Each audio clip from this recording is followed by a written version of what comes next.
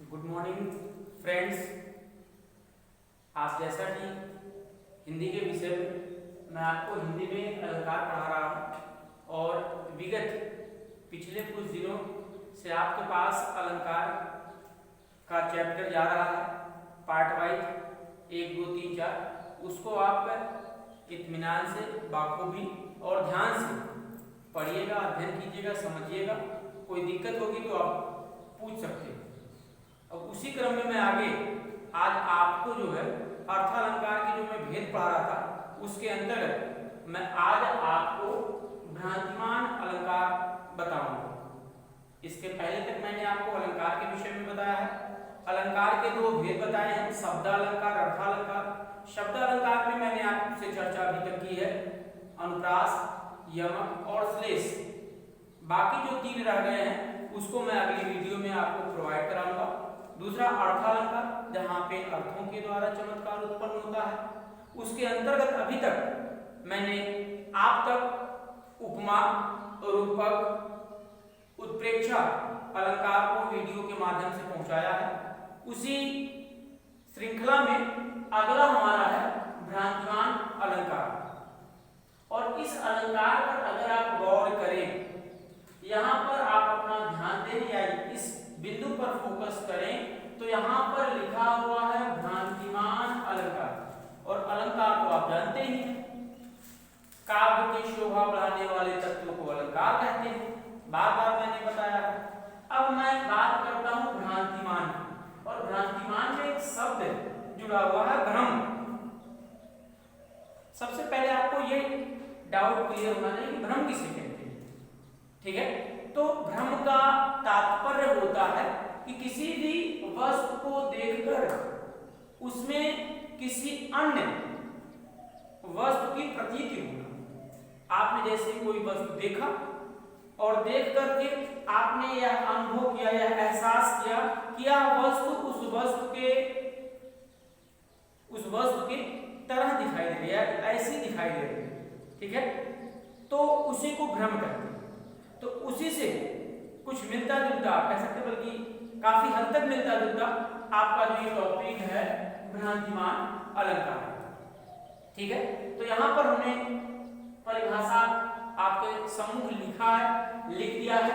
देखिए क्या लिखा है कि जहां अत्यंत समानता के कारण, अभी हमने आपको बताया कि जहां पर एक वस्तु को देखकर उसमें दूसरी वस्तु एकदम बिल्कुल प्रतीत होने लगे, यानी वो ऐसे दिखाई देने लगे कि जैसे ये वस्तु वह स्वयं ना होकर के उस वस्तु की भांति हो गई। ठीक है, तो इतना क्लोज संबंध होता है, इतना घनिष्ठ, इतना निकट संबंध होता है भ्रांतिमान में। जहां पर ठीक है कि एक जो वस्तु होती है वह अत्यंत समानता के कारण, ठीक है, देखिए जहां अत्यंत समानता के कारण एक वस्तु को दूसरी वस्तु समझ लिया जाता है। क्लियर हो? ठीक, देखिए जहां अत्यंत समानता के कारण, बिल्कुल मैंने अभी आपको बताया कि बिल्कुल समान मान लिया जाए। जहां अत्यंत समानता के कारण एक वस्तु को दूसरी वस्तु समझ लिया जाता है। ठीक, और उसी भूल के अनुसार, क्योंकि जो भी वस्तु होती है वो स्वतंत्र होती है, जो वस्तु होती है वो स्वतंत्र होती है, उसका अपना अस्तित्व होता है। लेकिन यहाँ केवल भ्रम हो रहा है, वो प्रतीत हो रही है। ऐसा नहीं कि वो वस्तु दूसरे वस्तु में परिवर्तित हो गई, नहीं, केवल एक वस्तु दूसरे वस्तु के समान दिखाई दे रही है। समान है नहीं, समान दिखाई दे रही है। तो ये कह रहा है कि उसी भूल के अनुसार कार्य भी किया जाता है। क्लियर हुआ? एक बार फिर देखते हैं। जहां अत्यंत समानता के कारण एक वस्तु को दूसरी वस्तु समझ लिया जाता है और उसी भूल के अनुसार कार्य भी किया जाता है, वहां पर भ्रांतिमान अलंकार होता है। क्लियर हो? काफी हद तक बात आपकी समझ में आ गई होगी कि जहां पर एक वस्तु को दूसरे वस्तु के समान समझ लिया जाता है और उसी भूल को समझ करके हम कार्य भी करने लगते हैं। वही क्या है?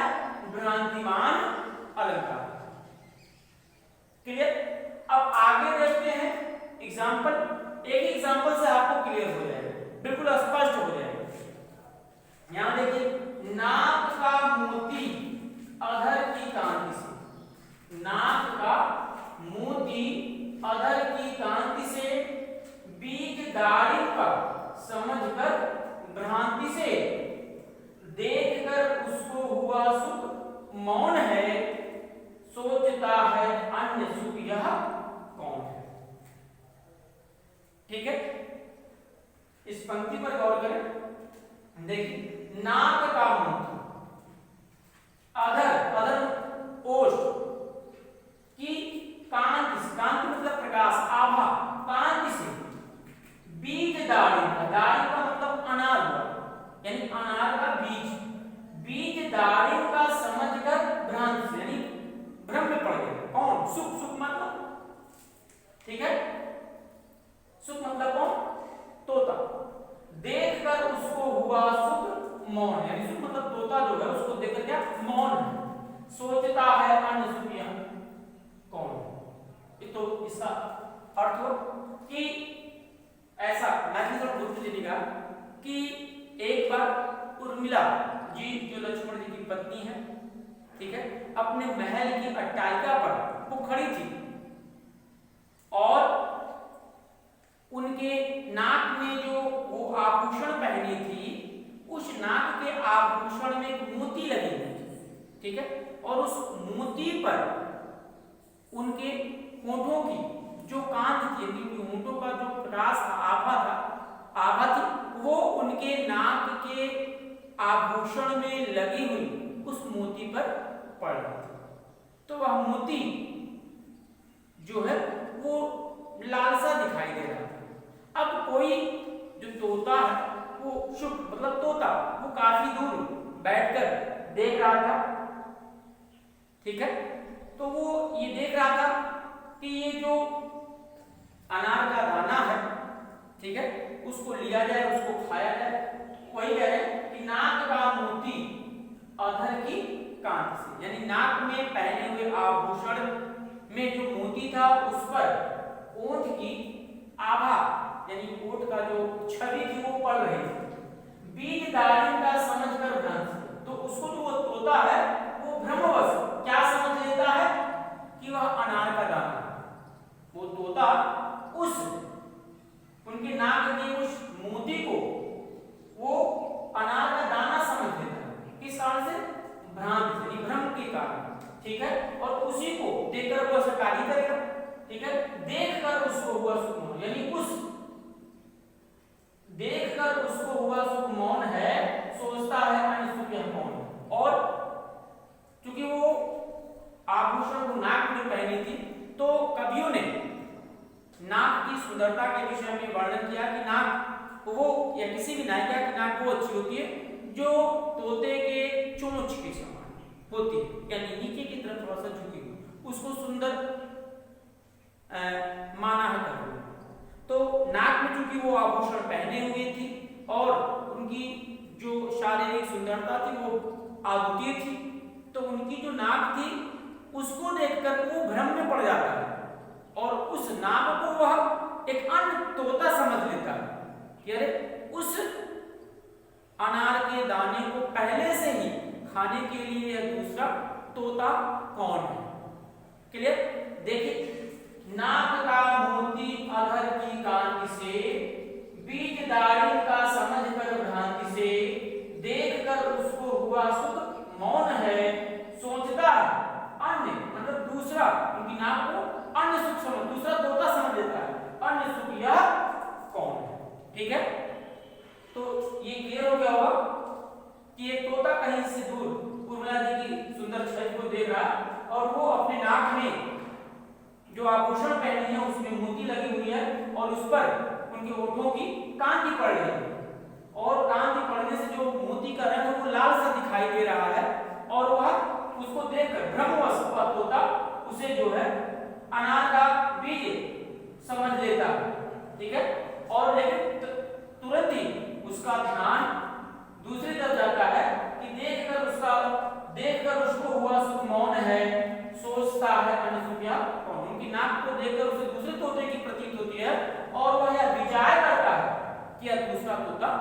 कौन। ठीक है, तो इस प्रकार से इस पंक्ति में मैथिलीशरण गुप्त जी के द्वारा रचित इस पंक्ति में भ्रांतिमान अलंकार में जहां पर अत्यंत समानता के साथ एक वस्तु को दूसरी वस्तु समझ लिया जाता है और ब्रह्मवश वही कार्य किया जाता है, तो वहां पर भ्रांतिमान अलंकार होता है। यहाँ पर ब्रह्म क्या है, ठीक है, नाग के मोती को अनार का बीज समझ लिया जाता है, दूसरी तरफ उर्मिला जी के नाग को दूसरा तोता समझ लिया जाता है। ठीक है, जबकि दोनों दो स्थितियां हैं, लेकिन वो समझ लिया जा रहा, भ्रम पैदा हो जा रहा। भ्रम पैदा होने के कारण ही इसमें भ्रांतिमान अलंकार है। ठीक है, ठीक, तो ये बात आपको काफी हद तक समझ में आई। अब आगे चलते हैं संदेह अलंकार। संदेह अलंकार, ठीक है, तो आइए देखते हैं। चलिए अब देखते हैं, अभी तक आपने भ्रांतिमान अलंकार देखा और अब हम देखते हैं संदेह अलंकार। संदेह, शंका जिसको कहते हैं, संदेह को आप व्यवहारिक रूप में शंका भी कह सकते हैं। ठीक है, अभी भ्रांतिमान और संदेह में आपको अंतर बताएंगे, लेकिन उससे पहले संदेह देख लेते हैं कि संदेह अलंकार कहते हैं किसे। ठीक है, देखिए, जहां किसी एक वस्तु की समानता, संदेह अलंकार, जहां पर किसी एक वस्तु की समानता अन्य वस्तु से दिखाई पड़ने पर, ठीक है, जहां पर किसी एक वस्तु की समानता, जहां पर कोई एक वस्तु है उसकी समानता किसी दूसरी वस्तु से दिखाई पड़ रही है।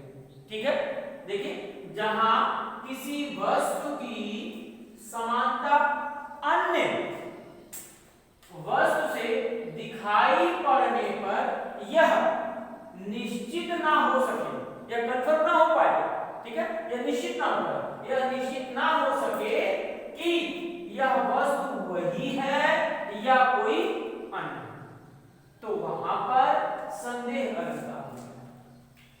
क्लियर? देखिए, एक बार मैं पुनः रिपीट कर रहा हूं, कहने का तात्पर्य यह है कि जहां पर किसी एक वस्तु की समानता, ठीक है, की जाती है, तो उपमा हो जाएगा, कंफ्यूज मत होइएगा, समानता की नहीं जा रही है। देखिए, जहां पर किसी एक वस्तु की समानता अन्य वस्तु यानी किसी दूसरे वस्तु से दिखाई जाए, ठीक, जहां पर किसी एक वस्तु की समानता अन्य वस्तु से दिखाई पड़ने पर यह निश्चित ना हो सके कि यह वस्तु वही है या अन्य कोई, तो वहां पर संदेह अलंकार होता है। इसी बात को अगर हम एग्जाम्पल के माध्यम से समझें, उदाहरण के माध्यम से समझें, तो आपके सामने उदाहरण है। देखिए, नारी बीच सारी है कि सारी बीच नारी है। ठीक, देखिए, नारी बीच सारी है कि सारी बीच नारी है, सारी ही की नारी है कि नारी ही की सारी। ठीक है, तो इस पंक्ति में कौन सा अलंकार है? संदेह अलंकार। कैसे है उस पे हम जरा गौर करेंगे। ये पंक्ति जो है महाभारत के उस घटना पर आधारित है कि जब पांडव जो है कौरव सभा में जुए में अपना सब कुछ हार गए थे, यहां तक कि उन्होंने द्रौपदी को भी दांव पे लगा दिया था। ठीक है, तो दुर्योधन ने पांडवों को बेइज्जत करने के लिए और हीन दिखाने के लिए उनकी पत्नी द्रौपदी को सभा में बुला करके निर्वस्त्र करने का प्रयास किया।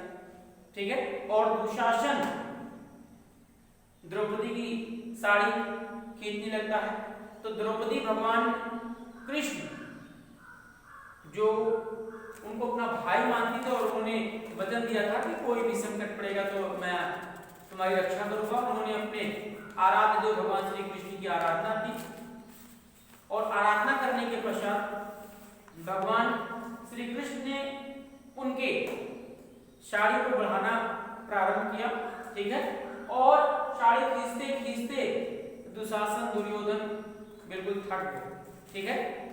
तो उसी समय की किसी कवि की ये कल्पना कह सकते हैं पंक्ति है कि उसी घटना को केंद्र में रखकर तो उस कवि ने लिखा है कि नारी बीच साड़ी। उन्होंने कहा कि यहाँ पर नारी के बीच में साड़ी है कि साड़ी बीच नारी है, कि साड़ी के बीच में नारी है। देखिए बात समझिए, उसने कहा कि नारी के बीच में साड़ी है, नारी के बीच में साड़ी है कि साड़ी के बीच में नारी है। इतनी लंबी, जबकि आपको पता है साड़ी की अपनी एक लंबाई होती है, लेकिन दोनों थक जाते हैं, तो स्वाभाविक है इस तरह का संदेह उत्पन्न होना कि वो जो नारी है द्रौपदी थी वो साड़ी की बनी है, ठीक है, नारी की साड़ी है, कि वो जो साड़ी है वो नारी की बनी है, जो साड़ी है वो नारी की बनी है, कि जो नारी है वो साड़ी की बनी है। देखिए नारी की साड़ी, नारी के बीच में साड़ी है कि साड़ी के बीच में नारी है, साड़ी ही की नारी, यानी जो नारी है द्रौपदी को साड़ी की ही बनी है या नारी ही की साड़ी है कि वह नारी जो है वो साड़ी की बनी है। तो इस तरह से उस नारी और उस साड़ी में संदेह उत्पन्न हो गया कि नारी साड़ी की बनी है कि साड़ी ही नारी की बनी है, ठीक है। तो इस तरह से दोनों में संदेह उत्पन्न हो गया, जिसके फलस्वरूप इस पंक्ति में संदेह अलंकार, ठीक, संदेह अलंकार में जहां किसी वस्तु की समानता, जहां पर किसी वस्तु की समानता अन्य वस्तु से यानी दूसरी वस्तु से कह सकते हैं आप, ठीक है। अन्य वस्तु का मतलब किसी भी वस्तु से, दो तीन चाहे जिससे आप तुलना करें, जहां किसी वस्तु की समानता अन्य वस्तु अर्थात दूसरे वस्तु से दिखलाई पड़ने लगे, परंतु यह निश्चित ना हो सके कि वह वस्तु वही है या अन्य कोई वस्तु, तो वहां पर संदेह अलंकार होता है, ठीक है। उसका एग्जांपल हमने आपको दिया, नारी बीच साड़ी है कि साड़ी बीच नारी है, साड़ी ही की नारी है कि नारी ही की साड़ी, ठीक। इस तरह से और भी बहुत सारे एग्जांपल हैं जिसको आप स्व अध्ययन से लिखेंगे, नोट्स बनाएंगे, याद करेंगे और अपने परीक्षाओं में आप अपने स्वविवेक का प्रयोग करेंगे। और थोड़ा सा मैं आपको अब संदेह और भ्रांतिमान के विषय में बताना चाहूंगा। संदेह अलंकार और भ्रांतिमान दोनों लगते बिल्कुल एक जैसे ही हैं, ठीक है, लेकिन अंतर है, और इस अंतर को मैं जो है आपको एक छोटी सी घटना के माध्यम से बताना चाहूंगा कि जैसे आप अपने घर गए, घर में प्रवेश किए और संयोग से घर के अंदर कहीं पर रस्सी पड़ी हुई थी, ठीक है, और आप उसको देखते हैं, आप उसको देखते हैं तो देखते ही आपको ऐसा भ्रम हो जाता कि ये रस्सी है या सांप, स्पष्ट नहीं देख पा रहे हैं, अंधेरा है, ठीक है, और आप उस आड़े तिरछी रस्सी को देखते हैं और देख के आपको ऐसा लगता है कि जैसे वो कोई सर्प हो, ठीक है। तो ये जो घटना ये भ्रमवश होती है। अब आपके मन में जिज्ञासा हो रही होगी तो फिर संदेह कहां हो, बस दोनों में अंतर ये है कि भ्रम एक निश्चित समय के बाद, एक भ्रम जो है निश्चित समय के बाद समाप्त हो जाता है, जबकि संदेह निरंतर बना रहता है, ठीक है। आपने रस्सी को देखा, रस्सी को देख के आप भ्रम में पड़े और सांप समझकर आप चिल्लाने लगे, भागने लगे, ठीक है, और संदेह में आपने उसको देखा और यह संदेह बना रह गया कि वो क्या है, सर्प हो सकती है, सांप हो सकती है, ठीक है। तो एक छोटा माध्यम है जो हमने इसके द्वारा आपको समझाने का प्रयास किया, ठीक है। और अलंकार का दूसरा, ये तो एक सामान्य रूप से आपकी तैयारी के लिए हमने किया है, ठीक है। लेकिन और विस्तृत रूप से दूसरा वीडियो में अलंकार का जल्द ही डालूंगा, उसमें आपको कई एग्जाम्पल के द्वारा बताने का प्रयास करूंगा। ठीक है, धन्यवाद।